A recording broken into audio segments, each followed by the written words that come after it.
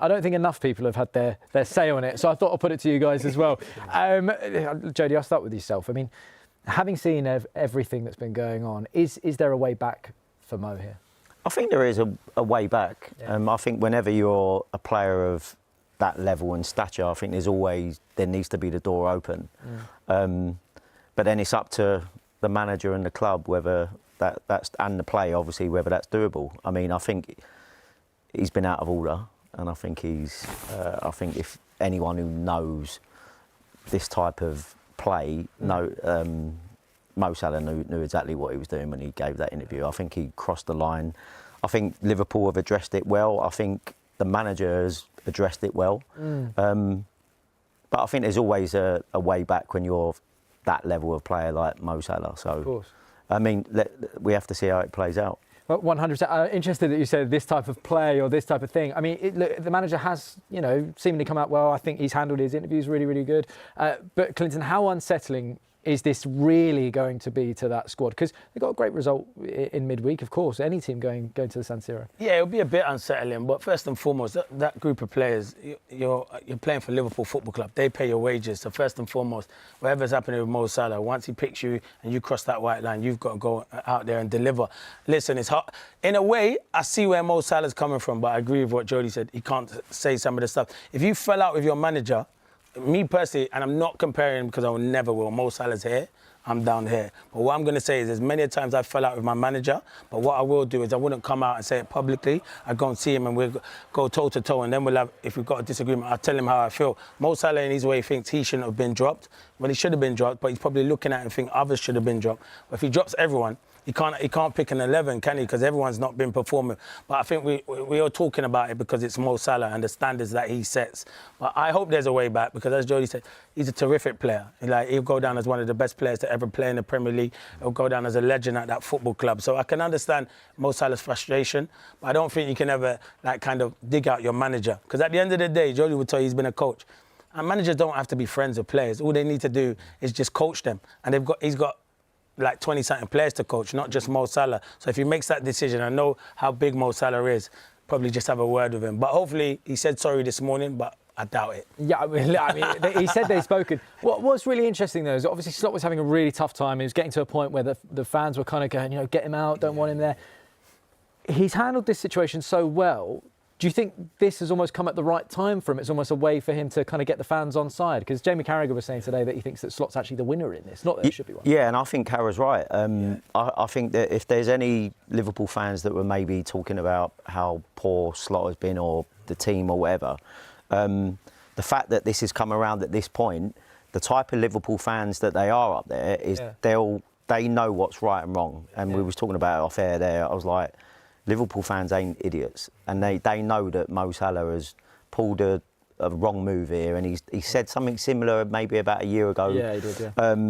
And I like I said, the fact that they were singing his name at 0-0 the other day at Inter, I thought was a little bit of a sign of where the Liverpool fans are with Slot. And okay, no one wants something like this to happen to be able to then get your backing of your fans, but it is nice when something happens and you can see that the fans are behind the manager because he does need a little bit of a lift. He does. What do you reckon? Do you think it's come at the right time for him? Yeah, definitely. Listen, if Mo Salah don't say anything, the pressure's on a Slot because Liverpool weren't getting the results. Now he said something because it's such a star like Mo Salah, one of the best in the world. All we're talking about is Mo Salah, so he's kind of gone under the radar. And then the Inter Milan result was fantastic. It was a big result for them. It's a hard place to go to Inter Milan, and for them to get the 1-0 result, it's fantastic. There's only probably one person hoping they didn't get the result, and he was sitting back at home. Yeah. And that's how you think sometimes as a footballer. Yeah. So that he would have probably been thinking, and I'm not saying that, but that's how footballers think. When you're not involved, you're like thinking, I hope it doesn't go well for him. But as I say, Arne Slot comes out of it, the good guy, and hopefully now Liverpool can kick on. But for the sake of the Premier League and for Liverpool Football Club, I'd love Mo Salah to still be in a Liverpool shirt. And it's also a shame for Mo Salah because you go, if he is not going to play for Liverpool again, what a way to ruin what? Not he ain't going to ruin it. He's always going to have like Cara said the other day. He's always going to have a legacy there. But just a shame that you've been such a world-class player, such an amazing performer for Liverpool. Why do something like this? And he knew what he was doing. That's what the worst thing about it is that he knew what he was doing. That's it. I mean, you look at the Mo Salah of last season. and you look at the type of goals that he scored and everything like that, his performances, this is a player that you kind of look at it, and that's why I get what Gary Neville was saying. You see it from both sides, because in his eyes, he's going, look what I achieved, but then the manager's going, well, it's not working right now. Yeah. I mean, so go on then, Clinton. Where do you think they go from here? One thing I will say is no player is bigger than any football club, and especially not bigger than Liverpool. So that's what I would say. But from here, what I'm thinking is, will he say sorry? I hope this morning when Arne done his press conference, he said, I'm going to speak to Mo Salah. Hopefully Mo Salah's gone and just said sorry. Look, there's a lot of talk that Mo Salah went and met Jordan Henderson. And I know what Hendo's like as a captain, as a character. Maybe he would have said to him, you know what, just go in and maybe go and say sorry. I don't know if he said that. I'd love to have been a fly on the wall to hear their conversation. Does that happen though, between the lads? Like, do you think another player might go up to him and say, look, I think Steven Gerrard hit the nail on the head when he spoke midweek, when he went, he's had a similar situation with Luis Suarez, and he actually, Stevie said, I think Mo Salah will, when he actually has a look at it, will say, do you know what, I probably shouldn't have said this, and maybe cross the line. And like I said, when you're a player of Luis Suarez levels, which Mo Salah is, they had to figure that out back in the day, and Stevie was part of that. And it wouldn't surprise me if Virgil van Dijk or any of the, like maybe the leadership group or whatever involved at Liverpool, are not getting together going, OK, he apologises. I'm sure the manager, the fact that he's talking and saying, look, he needs to say the right things to me for me to involve him. And I quite like that from him as well, because he's still not backing down going, I'm going to be dictated to by a player. But at the same time, knowing when you're that level, you go, if he does apologise, and let's clean slate, let's go again. Yeah. Because everyone wins then. Absolutely. Well, the people you want to be, obviously, are Liverpool fans. You know, they're the ones that are kind of like witnessing this kind of all unfold. Well, look, for more on the Salah saga, we are joined live right now by former Liverpool goalkeeper Chris Kirkland. Chris, thanks so much for joining us. Chris, I've got to ask, who's that? So he says they're going to get up now. That's Ted, the little one. He's the boss, and Sam's the black lab. Very nice. Chris, thank you for joining us, mate. Obviously, we've got to start with that Salah scenario. What have you made of everything? I wasn't aware of this, by the way. I wasn't aware I was going to talk about this, but I will do for you. Listen, I'm a Liverpool fan. I was lucky enough to play for the club. I'm a Liverpool fan, though. And it's just sad to see. It really is. It's took a shine off a lot of things. Listen, we're not doing well at the minute, and the team's obviously struggling, but this is just added to that as well. And he shouldn't have come out and said it. I think everyone can see that, but he has done. And now, obviously, everyone's facing the aftermath and what that outcome is. Listen, we can all speculate, but I think Arne said it this morning that they were going to have a meeting with him this morning, and that meeting would determine whether he's going to be involved again tomorrow or not. So, listen, I think we all have to wait until we see the team sheet, the squad tomorrow. But it's just, listen, it should never have happened, and it's just, like I said, as a Liverpool fan, it's sad to see. You don't want things to come to this, but we've seen it happen with other players before, and normally it doesn't end well. So, but listen, we'll just have to wait and see. But it's certainly, as a Liverpool fan, it's really disappointing to see. Yeah, absolutely. And obviously this game against Brighton, there's going to be so many eyes on it, all about whether or not Mo will start. As someone that stepped out onto that pitch at Anfield, it's still that type of place that kind of, no matter what's going on off the pitch, how do you think the Anfield crowd will be on Sunday?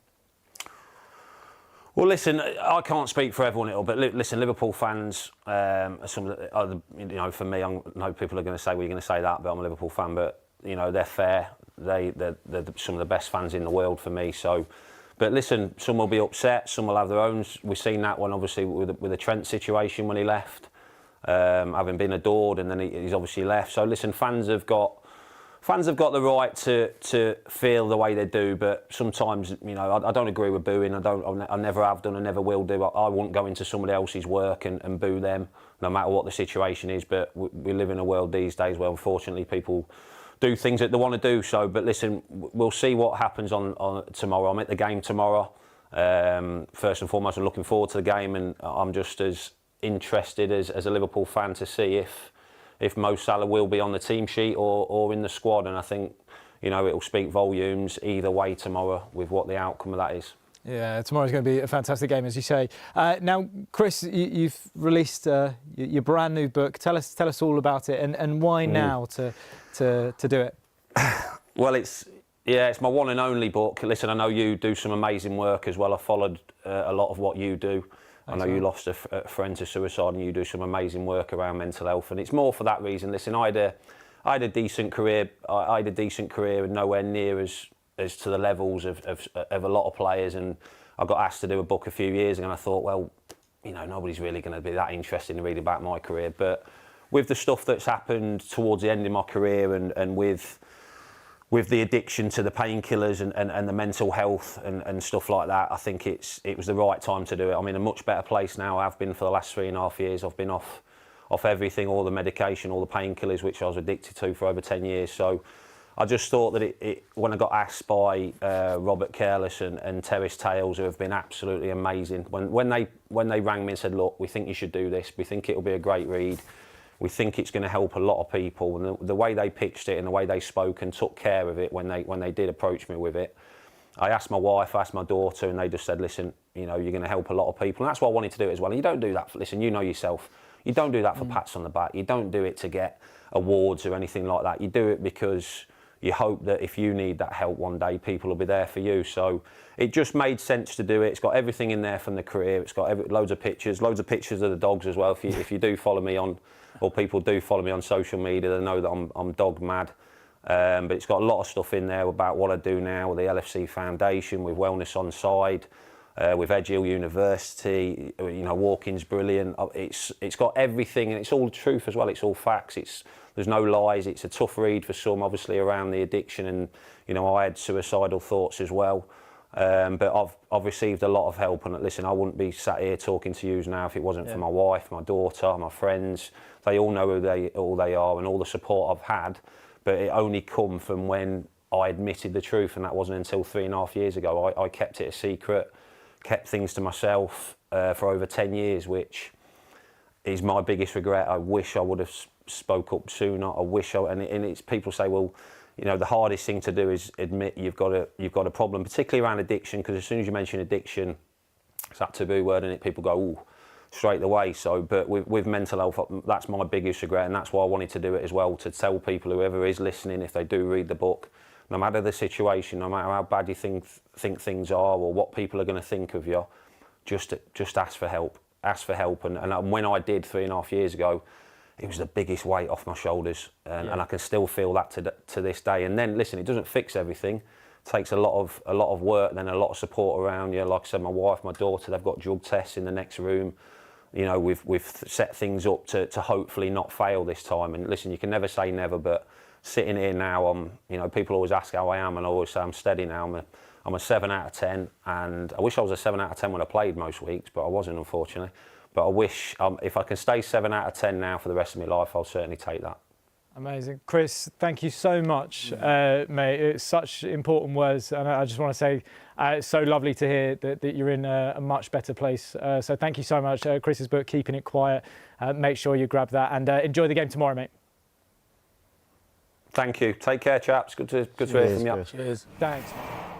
Mohamed Salah is going to be in the Liverpool squad for tomorrow's game against Brighton. Well, his inclusion follows discussions between Arne Slot and Salah earlier today, as detailed in Slot's news conference this morning. It's our information as well. The decision was taken with Slot putting Liverpool first and acting in the best interests of the club. We'll see how it all plays out at Anfield tomorrow. And Liverpool against Brighton is a 3 o'clock kickoff tomorrow. The first place to find out whether Salah is starting is Soccer Special, and they'll keep you across what's going on throughout the afternoon. It all gets started at midday.